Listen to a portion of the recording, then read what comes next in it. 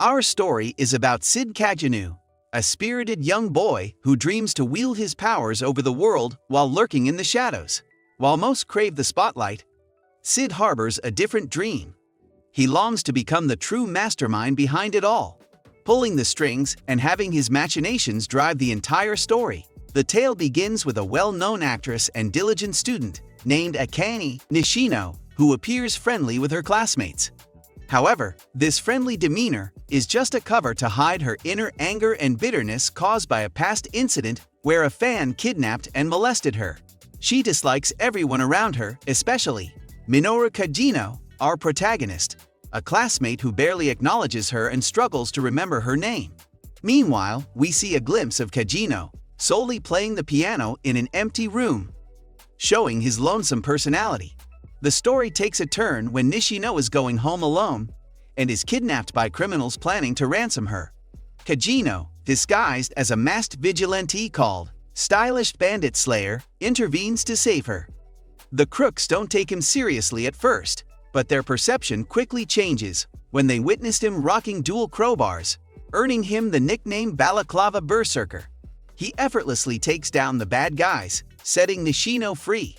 She can't help but suspect Kajino's involvement in her rescue.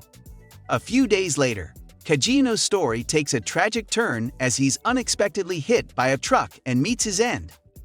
In a flashback, Kajino reveals his lifelong dream of becoming a secret mastermind, pulling the strings from the shadows to protect the innocent. Inspired by fictional heroes, he dedicated himself to martial arts, hoping to one day reach a level of power to overcome even a nuclear bomb. In his final moments, Kajino regrets that no matter how intense his training or determined his efforts, reaching the level of power he dreamed of was practically impossible due to the constraints of physics. His aspirations were hindered, leaving him an ordinary human despite his endeavors. However, in a surprising twist, death opens a new chapter for Kajino. He finds himself reborn in an alternate world, now equipped with magical superpowers. With a renewed sense of purpose, he once again commits himself to manipulating and controlling society from the shadows, adopting the persona of the eminence in shadow. In this alternate realm, Minoru Kajino takes on a new identity as Sid Kajanu. Born to Baron and Lady Kajanu, minor nobles in the kingdom of Midgar, he also has a very talented sister named Claire. Staying true to his past life, Sid, in his typical background character persona at day, secretly trains and resumes his vigilante pursuits at night wearing a black bodysuit, eliminating bandits, demonstrating his new slime powers to fulfill his dream of being the mysterious mastermind. This episode shows his great interests in gold as well. Consequently, Sid stumbles upon a peculiar living blob of decaying flesh. After some experimentation, he successfully lifts the curse, revealing the creature's true form of an alluring and captivating elven girl. For his own entertainment, Sid, playing the role of Eminence in Shadow, spins a tale for the elven girl. He convinces her that she's a descendant of legendary heroes who once vanquished a demon named Diablos, and a cult is now attempting to revive it. He introduced himself as Shadow with his line, "He who lurks in the shadows to hunt the shadows." Hooked on his fabricated narrative, the girl not only believes his every word, but also falls head over heels for Sid, swearing her undying loyalty. Together, they agree to form a group called Shadow Garden to thwart the cult's plans.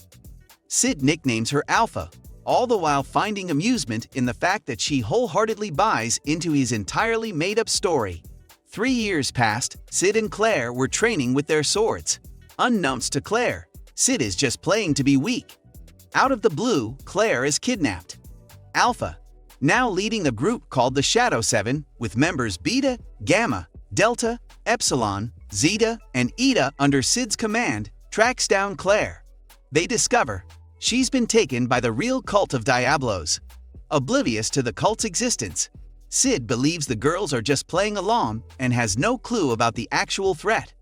He leads an assault, thinking they're going after regular bandits, and showing his enormous magical energy, most of the cultists meet their end. Amidst the chaos, Claire escapes, unaware of Sid's involvement, and continues with her plans to join Midgar Academy. Sid, still clueless about the true events, gets a surprise when Alpha and the other shadows suddenly announce their departure. The 7 shadows scatter across the globe to track down the cult, but Sid thinks they've simply outgrown their role-playing phase with him. Following in Claire's footsteps, he enrolls in Midgar Academy. There, he conceals his abilities and actively avoids drawing attention. Opting for an average life, he befriends 2 ordinary boys, Skell and Poe. As a penalty for a poorly done test, Sid is compelled to publicly embarrass himself by delivering a fake love confession to the esteemed Alexia, a Midgar princess. Embracing his role as a typical background character, Sid goes through with the confession, only to be astonished when Princess Alexia agrees to be his girlfriend. Invited to her fencing class, Sid uncovers a surprising twist that Alexia is engaged to the royal fencing instructor Xenon. However, she harbors no intention of marrying him, and instead plans to employ Sid as a means of getting back at Xenon. Despite being fully aware of Alexia's manipulative and self-centered nature, and the fact that he's being used, Sid decides to play along. In exchange for some cash, he agrees to sustain their fake relationship. 2 weeks later, Alexia confesses to Sid that, despite her dedication to sword training, she's never matched up to her sister Iris and got the moniker Fencer Ordinaire. Surprisingly, Sid expresses genuine appreciation for her sword style, centered around mastering the basics. This declaration irks Alexia, prompting her to call off their pretend relationship. The following day brings an unexpected turn to events. Xenon reveals that Alexia has vanished, and Sid finds himself in hot water, arrested as the primary suspect in her disappearance. Confined in a cell alongside a mutated human girl, Alexia becomes the target of a cult scientist stealing her blood, claiming that it harbors demon DNA. Meanwhile, Sid endures torture from 2 knights eager to extract Alexia's whereabouts and make him confess. However, having trained himself to endure pain, the torment proves to be useless. He is even enjoying it. He opts to play the role of a pitiful but innocent NPC, thinking it adds a touch of coolness. After enduring 5 grueling days, Princess Eris intervenes, ordering Sid's release. In a sudden turn of events, Alpha reappears to Sid, delivering news that the Shadow Garden has been keeping a close eye on the cult while increasing the scope of Shadow Garden's influence and power.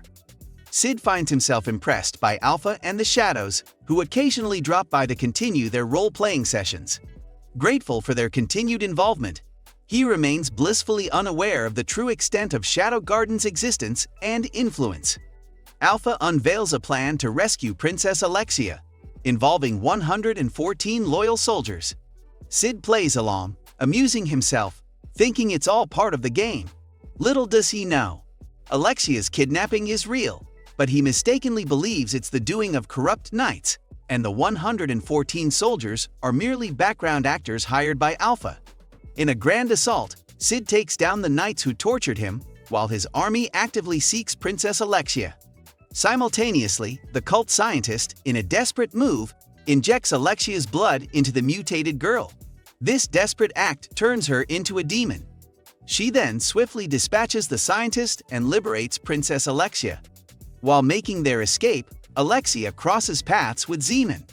Shockingly, he confesses to betraying her to the cult in exchange for a promotion to a high-ranking knight.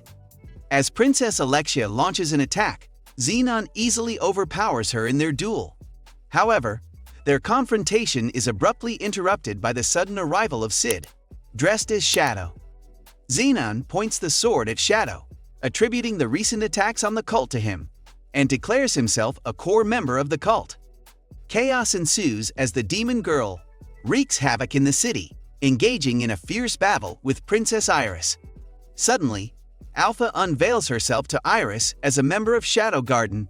With a single yet very powerful strike, she defeats the demon and then disappears. In the midst of the turmoil, Sid engages in a duel with Xenon, showcasing dominance and huge difference in strength. Princess Alexia, unaware that Shadow is Sid in disguise, is captivated by his sword style. It resonates with the essence of the style she has long sought in her life, the style of a fencer ordinaire. Aware of his inferiority against Shadow, Xenon resorts to swallowing pills that transform him into a demonic force, enhancing his power. However, drawing on the principles of a nuclear explosion he had envisioned, Shadow triggers a magical bomb by uttering the words "I am atomic." The explosion dissolves everything within its radius to atoms, obliterating Xenon and causing extensive destruction to the now evacuated city, leaving behind a massive crater. Reunited with Iris, Princess Alexia is now more determined than ever to master her chosen sword style. With Xenon gone and recalling Sid's admiration for her sword style, Princess Alexia extends a genuine offer to become his actual girlfriend. However, Sid swiftly rejected her proposal, prompting a violent response from her. Alpha, back to her investigative duties, looks into a group posing as Shadow Garden and engaging in criminal activities. Simultaneously, Iris initiates a kingdom-wide probe into both the cult of Diablos and Shadow Garden. With a tool in hand, looking for someone who can decipher its functions is a priority. The imposter Shadow Garden persists in committing murders, causing ongoing chaos. Iris entrusts a recovered cult relic to Sherry, the kingdom's top researcher with pink hair, to decipher it. Accompanied by his friends Poe and Skell, Sid visits a new department store where he learns that his subordinate, the pretty yet clumsy, as she always trips, Gamma, is the mastermind behind it. The purpose is to generate funds for Shadow Garden, with branches spread across every city globally. Although impressed, Sid remains convinced that Gamma is merely playing a role, unaware that Gamma is now the owner of numerous stores, making him one of the wealthiest individuals in the world. Sid encounters New, the latest addition to the named members of Shadow Garden. Whilst asking for chocolate from Gamma, Sid steals a gold coin in his stash using his slime as if it is not his money. On their way home, sensing something, he made a hilarious way to sneak out of his group with his friends. Posing as Shadow, he witnesses Alexia engaged in a battle against multiple murderers. He steps in, saving Alexia, eliminating the murderers, and leaving one survivor to New for interrogation. Meanwhile, the boss of the murderers, Gaunt Knight, confirms that they have found the relic. Despite Alexia's confirmation that Shadow Garden is not responsible for the murders, Iris maintains that they are enemies of the kingdom. Sid, Poe, and Skell purchase chocolate from Sid's store and decide to try their luck with confessing to girls. Skell's confession takes an unfortunate turn, resulting in him being punished by the girl's fiancé. Poe's attempt ends in arrest, mistaken for a stalker. Opting for a different approach, Sid decides to give the remaining chocolate to anyone. By chance and another coincidence, Sherry becomes the recipient. Ruslan, her adoptive father and vice principal, enlightens the naive Sherry about the chocolates, suggesting they might be a love confession. He encourages her to make the quick decision so as not to keep Sid waiting. He then reminded her that her research, deciphering the relic, is important, but interaction with others is as well. The episode begins with Sherry eating the chocolate given by Sid and pondering with the words her father mentioned to her. The next day, Sid, noticing New trailing him in school, learned about the cult of Diablos and their brainwashing tactics. New shared intel on the Diablos kidnapping cult orphans. Sid realized the Shadow Garden name was bait. Motivated, Sid decided to enter the Bushy tournament to showcase his role as a background character. Reflecting on her life before becoming a monster, New felt grateful for Shadow's intervention. During the preliminary rounds, Claire won her match, and students bet on fights.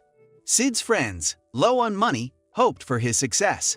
The battle between school president Rose and Sid commenced. Determined, Sid aimed to prove his worth as the best ordinary background character, practicing tirelessly. Soon after, Sid initiated his fight, strategically allowing Rose to inflict a serious injury by biting a ketchup bag. Unveiling his secret technique, the Bloody Tornado, he took pride in his perfect background character performance. Surprisingly, Sid stood up again, intending to showcase his remaining 47 background techniques. Despite repeated defeats, he persisted, leaving Rose bewildered. The referee intervened, declaring Rose the winner, leaving Sid disappointed. His friends lost their savings, and Sid harbored hope to display his remaining techniques. Sherry, whom he forgot the name, praised his fight, inviting him for tea and offering homemade cookies. They agreed to start as friends. Confused, Sid noticed Professor Lutheran Barnett, a former Bushin Festival champion, shocked that he is Sherry's father. Later, Sid learned Sherry had no friends due to her dedication to research. Lutheran requested Sid to look after her, and he played along. That evening, Sherry planned to visit Sid in the hospital, contemplating Alexia's relationship with him. Amidst enjoying her black coffee, Alexia welcomed Sherry, who revealed her preference for sugary coffee.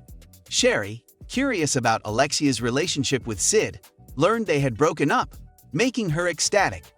Alexia, shocked, discovered Sherry's feelings for Sid and the gifted chocolate. Grateful, Sherry thanked Alexia for the coffee. 5 days later, Sid returned to school, continuing his routine while secretly strengthening his grip. Rose, the school council president, surprised to see him again, visited his classroom. Meanwhile, the cult of Diablos activated a magical artifact, shrouding Midgar School in a mysterious barrier. Sherry sensed something amiss. Alexia, back at school, questioned why the gate was closed and discovered a staff member soaked in blood. Sid noticed that his magical power is weakening, and no one noticed it. Masked thugs claimed to be from Shadow Garden, entered the room intending to seize the school. Rose resisted. During the attack, Rose struggled with her magic, due to the artifact activated by the cult. Sid, playing the background character, sacrificed himself to save her, leaving Rose shocked and incredulous. Horrified by Sid's sacrifice, Rose initially believed it was out of love for her. However, she later realized he aimed to prove himself as the perfect background character. Ordered to surrender, Rose felt gratitude for Sid saving her life. All students gathered in the auditorium, serving as hostages. Sid, secretly an overpowered main character, revived himself using magic, proud of employing his background character technique, the 10-minute death, heartbreak. Though his magic was weakened, he managed to use it. Sherry, unaware of the ongoing attack, learned more about the cult of Diablo's magical artifact. Criminal Rex demanded her pendant, intending to kill her. Vice Commander Glenn intervened, impressing Rex with his non-magical defense. Rex discovered he was fighting Glenn, the Vice Commander of the Crimson Order, prompting Marco to order Sherry to flee. Meanwhile, Sid, observing at the top of a building, prepared for his Eminence of Shadow performance. Annoyed by the criminal's lack of aesthetic dressing, he vented about his style, and using his slime as a sniper, began eliminating them. Sid noticed a pink-haired girl in the building, realizing it is Sherry. Determined to help, he eliminated the enemies as Sherry planned to reach her father's office. Unaware of the many enemies around, Sid protected her from the shadows. Sherry, aiming to solve the artifact mystery, stumbled on a staircase. Sid caught her, giving her the artifact. Though worried about his injuries, Sid assured he was fine. Sherry discovered the artifact, the Eye of Avarice, is what's blocking their magic. She explained its programming ability and a person with infinite riz still using magic. Sherry proposed a plan to deactivate the artifact, involving a tunnel under the school. Lacking decoding tools, Sid offered to fetch them. Meanwhile, Rex reported about the knights gathering outside, but faced his boss's anger for not obtaining the artifact. Warned about defeated members, Rex sought Sherry, only to find his allies missing. Confronted by Sid, Rex activated his ability in a magical barrier but proved no match. Confused and defeated, Rex realized Sid had been toying with him, unable to comprehend the sudden end. Sid reappeared, finishing him off. Shortly afterward, Nu discovered the defeated Knights of the Crimson Order and sensed her master, Shadow Sid. Sid learned only the 7 shadows could fight, with Gamma lacking combat skills. Gamma believed they would regain magic soon, and Nu stated they would stand by until ordered by Shadow. Assisting her master in finding tools, Sid revealed plans to neutralize an artifact, surprising and admiring Nu for his strategy. Meanwhile, Iris and her knights prepared to rescue the students. Shadow Garden covertly observed the situation, awaiting Shadow's orders. Sherry successfully decoded the magical artifact, revealing a secret way to the school auditorium. As they entered the tunnel, Sherry recalled her mother's murder by Lutheran, who had deceived her into living with him. Grateful for Lutheran's fatherly treatment, Sherry remained hopeful about her father's safety. Meanwhile, a student's attempt to attack the leader was futile. and Rose acknowledged the odds against the enemies. A loud noise echoed as a student was shot, prompting fear among the students. Sherry, determined to save everyone, reached the auditorium, witnessing students dying. Activating her magical artifact, she dissolved the barrier, empowering Rose and the students to overwhelm the enemies. Rose, planning to eliminate the leader, encountered numerous obstacles, recalling a masked boy from her past. Shadow appeared, showcasing a beautiful entrance and declaring Shadow Garden's counterattack. The enemies were overwhelmed, and Shadow planned to pursue their escape. The auditorium began to burn, observed by Gamma on the roof. Shadow suspected the enemy leader's involvement and disappeared. Iris arrived, learning Shadow Garden had defeated the enemies. In the tunnel, Sherry searched for her father, while the enemy leader, Lutheran, burned documents. Sid confronted Lutheran, questioning his alignment with an evil organization. Lutheran, suffering from an illness, sought the artifact's potential cure. Sherry's mother, deeming it dangerous, refused, leading to her murder. Lutheran admitted exploiting Sherry, but also desired power. Sid realized Lutheran's motives and intentions. Sid decided they had talked enough and initiated a fight with Lutheran, intentionally losing to showcase his talent as a background character. Returning as Shadow, Luther, unaware of Shadow's identity, activated the magical artifact, hoping to become more powerful. Despite Lutheran's attacks, Shadow easily withstood them.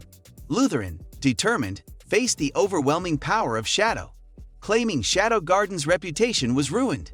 In the end, Shadow, revealing his true monstrous form, stabbed Luther several times, ending the fight and destroying the dangerous artifact. Sherry arrived, discovering her father's lifeless body.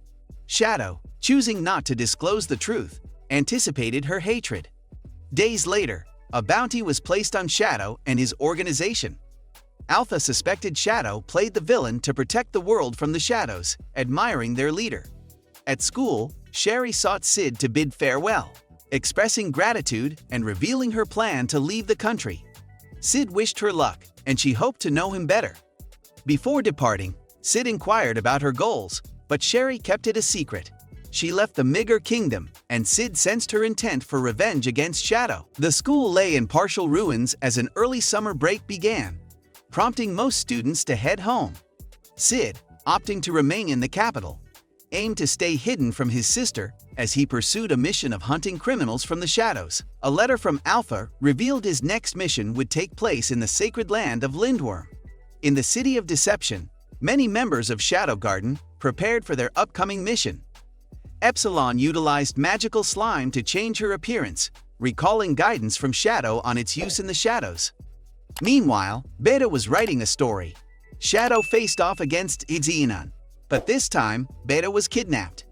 Feeling uninspired for her writing, Beta crossed paths with Epsilon, who candidly shared that Shadow favored her physique. Both Beta and Epsilon harbored crushes on Shadow, leading to a rivalry as they vied to become his wife. Eris and Alexia embarked on a shopping trip to the popular department store in the capital. Iris revealed that she would be a special guest at the goddess's trial, and Alexia intended to buy new clothes for the occasion. Gamma, aware of Alexia's upcoming journey to the sacred land, assisted her in preparing for the trip while subtly observing Alexia's crush on a boy. During their shopping spree, the princesses came across the latest thong collection. Alexia expressed her desire to buy underwear, intending to use it as a secret weapon to win a fight.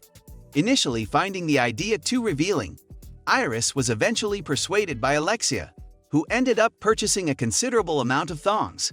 The story then shifted to the day the school was attacked. Rose rushed into the school's hospital room and discovered Sid is alive. Overjoyed by his survival and fueled by the realization that Sid had NPC Riz, Rose's feelings for Sid deepened. This unexpected development led to Rose falling in love with him. A few days later, Sid found himself on a train with Rose, and she excitedly mentioned their impending arrival in the sacred land. Regretting his choice of taking the train, Sid reminisced about meeting Rose at the station. Soon, Rose inquired if Sid would participate in the goddess trial. While Rose dreamed of a future together, Sid, being a player with a harem of several women, hesitated. Desiring some space, Sid attempted to avoid Rose, even using his Spider-Man powers to hide from her at night. Despite his efforts, Rose persisted. The following morning, as Sid looked at the city in the sacred land, Rose shared a legend about the hero Olivier cutting off the left arm of the demon Diablos. Rose then discovered that her favorite author, Natsume, was having a meet and greet.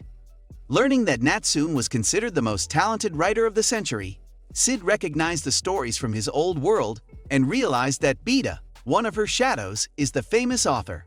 Later, Rose showed Sid a personal signing from Natsume, and upon closer inspection, he found a message in Japanese left by Beta.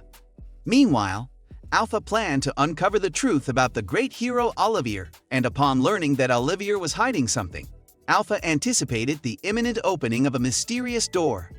While Sid enjoyed the view from the highest point in the city, he suddenly spotted an assassin belonging to the cult of Diablos, and in a valiant chase, he skillfully blocked the enemy's attack with a piece of wood. Epsilon appeared at the site, and Sid inquired about the mission. Epsilon reported the target's elimination by the cult's executioner, and together, they managed to deal with their henchmen. Sid then informed Epsilon that he would proceed with his own plans. The unfolding events promised both excitement and mystery for Sid and his companions. The following day, Sid eagerly anticipated his bath in the hot springs, undressing with enthusiasm. As he soaked in the hot spring, Alexia was shocked to discover her crush, Sid, in the same bath. Ignoring her presence, Sid enjoyed his bath, seemingly unfazed. Learning that she was a special guest for the goddess's trial, Alexia informed Sid about the participation of ancient warriors in the event. Despite Alexia's attempt to recruit him into the Crimson Knights, Sid declined. Playfully teasing Alexia, Sid showcased his skills and claimed to be the reincarnation of Johnny Sins, impressing her. In the days that followed, Archbishop Nelson announced the goddess trial, attributing Olivier's powers to goddess Beatrix. Alexia harbored resentment toward Nelson for her futile investigation and noticed men cheering for Beta. Feeling jealous of Beta's perceived relationship with Master Shadow, Alexia confronted Beta. Meanwhile, Rose remained unaware of the brewing tension between Alexia and Beta. The goddess trial began, and Nelson activated a protective barrier, summoning ancient warriors through the sanctuary door. Excitement filled the air as participants geared up to fight against these formidable opponents. As the trial began, Sid overheard background characters discussing the potential for a captivating show as Eminence in Shadow. The next challenger was called, but no ancient warrior appeared, prompting Sid's anticipation.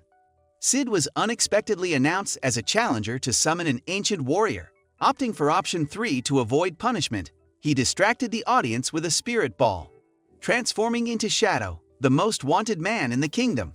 Meanwhile, Jack's alliance with the cult of Diablos was revealed in the midst of challenge.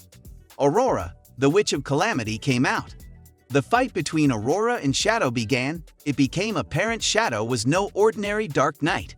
Defending masterfully against her attacks, Shadow then defeated her with a single blow, and a magical circle appeared, which is a portal to the sacred land. The same magical circle door appeared in front of Sid. He ignored it, but it kept following him wherever he went. With no other choice, Sid entered the magical circle. Meanwhile, Epsilon defeated the church's guards, and Alpha headed for the portal with Delta. Nelson revealed the sanctuary's restricted access, but Epsilon insisted on waiting until the door closed. Suddenly, an assassin attacked her, exposing Epsilon's disguise. Infuriated by the attack, she defeated the enemy. In Olivier's sanctuary, Alpha questioned the resemblance between Olivier and herself. Shadow Garden suspected the cult of Diablos had a hidden agenda, leading them to open a secret door. Meanwhile, Sid and Aurora, having enjoyed their recent fight, decided to work together to escape the magic-restrictive prison dimension. In another part of the dimension, Alpha's group reached a laboratory in Olivier's memories, exposing the cult of Diablos' cruel experiments on kidnapped children. Consequently, Sid and Aurora observed a memory where a little girl resembling Aurora was crying. Aurora, dismissive, slapped the girl. Back to Alpha, she explained that Olivier was one of the few compatible with Diablo cells. Alpha disclosed the cult's attempt to implant demon cells into children, and Olivier's mission to acquire Diablo cells. Nelson resisted acknowledging the truth as more memories unfolded, revealing Diablo's severed arm causing problems. Powerful artifacts were used to seal the arm. Alpha clarified that the cult sought access to the massive life force of Diablo cells, but their goal failed due to side effects from the pills. They discovered Nelson's involvement in the research team, creating an item with a peculiar name. Alpha pressed for the name. Nelson was forced to utter beads of Diablos. Alpha narrates the flaws in the beads of Diablos, while Alexia teased Nelson's baldness. Delta unexpectedly killed Nelson, tossing him in a river while the consumption of beads of Diablos was in discussion. Despite apparent demise, Alpha had doubts of Nelson's survival. Shockingly, Nelson transformed monstrously. In a sudden turn of events, they found themselves teleported to another dimension, separated from Epsilon and the rest of the group. Amidst the chaos, Nelson displayed confidence in his abilities, creating clones of himself. This action irked Delta, leading her to launch an attack on all the clones. Trapped in a white room, Delta easily cuts down Nelson's copies, but soon feels something's off. Nelson explains that the closer they are to the center of the sanctuary, the more their power drains. Alpha figures out that Nelson gains power when closer to the center. While Nelson hoped to reach the core, he feels getting this close is enough to defeat them. Delta is happy just hunting so many prey. Meanwhile, walking through a black void to another memory, Sid and Aurora arrive at a battlefield with many casualties. Sid falls headfirst, cushioning Aurora's fall, and comments on her weight. She retorts that he's imagining things. They find young Aurora crying again, and she takes Sid's sword, wanting to end the memory by killing herself. As she approaches, the dead spring up to attack, but Sid rescues Aurora. Sid notes it's some antivirus reaction, and Aurora explains the sanctuary is rejecting them. Sid wonders what happens if Aurora dies. She guesses she'll return to the first room they met, and both agree it sounds obnoxious. Within the memories of the sanctuary, Epsilon's group encounters a sick person. Chai and Almida move to defense, but Epsilon approaches. They phase through Epsilon, revealing the person she once was before vanishing. Epsilon explains it's similar to the goddess's trial, a memory reacting and materializing. Her squad is confused, and Epsilon clarifies she means the possessed, each recalling their darker days. Later, they find an archive with information about the possessed, realizing it could have happened to them if they didn't meet Shadow. Discovering more than expected, Chi thinks they won't need to keep returning for information. They use Ida's new Mitsugoshi Company product, instant cameras based on Shadow's wisdom, to take pictures of the information. They note the sanctuary core affects their magic, partly destabilizing their uniforms, like what happened at the academy. While Che and Almida control their magic fine, Epsilon's slime breasts fall off. She reattached them, and acted like nobody saw anything. While Sid and Aurora easily defeat the zombies, Sid handles himself well, explaining he's been bodybuilding since childhood. As more zombies keep coming endlessly, Sid apologizes, stating he has to kill young Aurora to end the memory. They reach the center of the sanctuary, finding a heavily chained door behind an ornate magical sword of great importance. Meanwhile, despite ongoing power loss, Delta obliterates Nelson clones, surprising the original as she should be on limited magical power. Nelson asks if she is awakened, but Alpha rebuts the notion, frightening Nelson as more clones are slain. Unleashing his full power and amassing 100 more clones, Nelson's confidence fades upon seeing Delta charge up her iron slab sword, using it like a wide hammer to multi-kill the clones. Aurora tells Sid they need to destroy the magic core on the other side of the sealed door. Sid's idea to cut the chains is rejected, and Aurora notes there should be a key, the ornate sword with an inscription that it can cut the chains. Sid is sure he can't remove the sword as it sinks into the stone. Aurora sees a sign stating the holy sword can only be drawn by direct descendants. Sid managed to decipher the magical inscription fast. While Sid's efforts leave cracks in the sword's hilt, he states he's well-versed in all standard formulas, surprising Aurora that he memorized countless magical scripts and encryption patterns. With no other way to open the door or an alternative path, the two sit down and wait. In a panic, Nelson then sees Olivia's statue and summons her memory to fight on his behalf. However, a twist occurs as Epsilon emerges, bearing the fruits of the cult's research. The shadows, along with Alexia and Rose, swiftly teleport out of the sanctuary, leaving Nelson bewildered in their wake. Within the sanctuary's confines, Sid remains, catching the attention of Nelson, who commands Olivier to eliminate him. The two engage in a duel, but Sid is disheartened by Olivier's mindless obedience, finding the battle lacking in excitement due to his vacant demeanor. In a surprising turn, Aurora steps forward to shield Sid, expressing gratitude for the memories he has bestowed upon her after a millennium of emptiness. Annoyed by the assumption that he might lose, Sid asserts that he has closely observed the sanctuary and unraveled one of its secrets. Olivier, following Nelson's orders, thrusts his blade through Sid's heart. However, Sid responds with a smile, revealing a subtle change in the color of one of his eyes. Sid seizes Olivier and bites her coronoid arteries, swiftly ending her life. This revelation leaves Nelson stunned, as Sid discloses that he deliberately allowed Olivier to stab him in a manner that avoided vital organs. Further unraveling the mystery, Sid shares the secret he uncovered. The sanctuary possesses the ability to absorb magic from the air. By condensing his magical energy into a solid mass within his eye, he regains control over his magic. With a decisive move, Sid initiates his atomic bomb spell, obliterating both Nelson and the sanctuary core. As the dust settles, Sid bids farewell to Aurora, who kisses him and imparts a glimmer of hope that he may one day encounter the real Aurora. Meanwhile, Princess Alexia and Rose recognize the need to take matters into their own hands. They decide to establish a clandestine organization, determined to stand against the threats posed by both the cult and Shadow Garden. Natsume, assuming the role of Beta, agrees to offer assistance, but her underlying motive is to keep a close eye on the unfolding events. Meanwhile, Alpha delves into the sanctuary's archives and stumbles upon a shocking revelation. Aurora's true identity is none other than the demon Diabolos.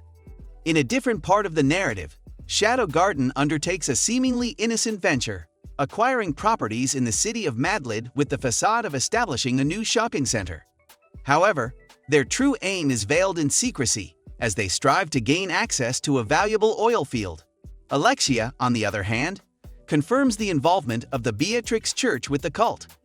Hindered by political constraints, she cannot delve deeper into the matter. This prompts Iris to set her sights on ascending the ranks of the Crimson Knights, using the upcoming Bushin Festival tournament as a stepping stone to amass political influence. Adding another layer to the unfolding drama, Rose discovers a potential threat within herself that is a potential infection with demonic blood. The highly anticipated Bushin Festival unfolds, drawing in a multitude of fighters to the royal capital. In a surprising move, Sid devises a plan to astound the audience by concealing his true strength. With the aid of magical slime makeup, Gamma transforms Sid's appearance into that of mundane man, a destitute and unskilled knight who met a tragic end in poverty. Amid the festival's fervor, Anna Rose, a foreign knight who participated in the goddess trial, observes the disguised Sid engaging in an encounter with a fighter named Quentin on the streets before the official commencement of the event. To her amazement, she witnesses Sid, still in his mundane man guise, deliberately allowing himself to be defeated, all while remaining miraculously uninjured. The revelation leaves Anna Rose in awe of Sid's hidden abilities. Sid gathers intel on the top contenders for the Bushin Festival, discovering that Iris, Rose, Anna Rose, Quentin, and a mysterious dark knight without a name are the favorites. Meanwhile, Rose confides in Sid, revealing that her father has chosen a man named Pervashat as her intended fiancé, a decision that threatens to compel her to relinquish her passion for the sword. In response, Sid offers counsel, encouraging Rose to prioritize her own happiness for once. As the preliminary fights commence, Goldie Gilded, a skilled yet irksomely arrogant knight, shares insights with Skell on identifying the likely victors. To Goldie's dismay, mundane Sid's alter ego defies expectations by winning a fight without even moving, leaving the arrogant knight taken aback. Among the spectators, Anna Rose is the only one astute enough to observe that mundane's swiftness enabled him to defeat his opponent before the fight officially commenced. The revelation catches the attention of Goldie, who boldly declares Mundane as his next adversary. The following morning brings an unexpected turn of events as the announcement rings out that Rose has stabbed Perv and vanished without a trace. Rose's sudden disappearance casts a shadow of guilt upon her, leading to severe ramifications in the delicate web of inter-kingdom politics. Alexia, determined to locate and safeguard Rose, faces resistance from Beta, who deliberately stalls her interference. Unbeknownst to Alexia, Beta is privy to Rose's whereabouts, concealed within the labyrinthine underground ruins of the city. Meanwhile, Sid encounters an elf named Beatrix on a quest to find her missing niece. Strikingly resembling Alpha, Sid refrains from disclosing that he had seen an elf bearing a striking resemblance to her. In his mundane guise, Sid steps into the arena to face Goldie in their first duel, drawing the watchful eyes of Anaros and Quintan. Suspicion lingers as both observers become increasingly wary of Mundane's uncanny abilities. To their great bewilderment, Mundane sidesteps Goldie's initial attack by simply flexing his neck. The confusion deepens as Mundane, in an unorthodox move, causes Goldie's own magical assault to rebound by sneezing, resulting in Goldie's unconsciousness and subsequent defeat. The peculiar and unexpected methods employed by Mundane leave Anaros contemplating the impossibility of replicating such movements. During a meeting with Pervishat, Iris uncovers a surprising revelation. Rose did not inflict any harm on him. Iris also discerns a sinister influence that Pervishat holds over Rose's father, the king, raising concerns about the extent of his control. In the arena, Mundane secures victory against Quintan, setting the stage for a formidable match against Anaros the following day. Anaros attempts to assert dominance, only to be met with a startling revelation from Mundane. He discloses that he wears armor weighing over a ton, yet moves at such incredible speed that observers struggle to track his actual movements. As the enigmatic Mundane continues to defy expectations, Rose remains elusive, skillfully evading the soldiers dispatched to apprehend her. Sid's elder sister, Claire, pays a visit, but he sidesteps her presence by feigning alliance with Skell in the pursuit of Rose, enticed by the promise of a substantial reward. In truth, Sid holds a deep respect for Rose's bold decision to risk everything in order to escape an unwanted marriage. While navigating this intricate charade, Sid's attention is drawn to the haunting melody of the Moonlight Sonata, a musical piece he holds dear for its brooding tones. Following the sound, he discovers that Epsilon is the skilled pianist behind the performance. Epsilon unveils her ability to cultivate valuable connections within the Oriana Kingdom by assuming the guise of a proficient pianist. Alexia and Beta harbor suspicions that Rose fled upon uncovering Perv's covert affiliation as a cultist, employing magic to manipulate and incapacitate the king. Driven by this revelation, they venture into the underground ruins to locate Rose. Meanwhile, Rose, grappling with the worsening effects of her demonic blood infection, contemplates surrendering to prevent dragging Oriana into a potential war. In a pivotal moment, she is drawn to the haunting strains of the sonata, leading her to discover Shadow playing the stolen piano in a vast underground chamber. Realizing that surrender is not an option, Rose finds herself facing a critical juncture. Unexpectedly, Eminence intervenes, curing Rose's blood infection and bestowing upon her newfound power before fading away. Cult soldiers track down Rose, but she swiftly eliminates them, making a resolute decision to terminate her collaboration with Alexia and Beta. Fearing that her troubles might burden her allies, Rose opts to face her challenges alone. Alexia, displeased with this choice, confronts Rose, leading to a clash between the two. In a determined struggle, Rose emerges victorious against Alexia and extends her apologies to Beta. However, Beta, understanding Rose's need to forge her path, encourages her to pursue what she must without hindrance. Beta senses that this outcome might have been Sid's intention all along. Unaware of the unfolding events, Sid revels in the success of his orchestrated dramatic moment, broodingly playing the piano underground to impress Rose. Returning home, he is greeted by an irate Claire, who has been patiently waiting for his return throughout the day. That's our recap for today. Thanks for watching. Remember to subscribe, like, and enable the notification bell.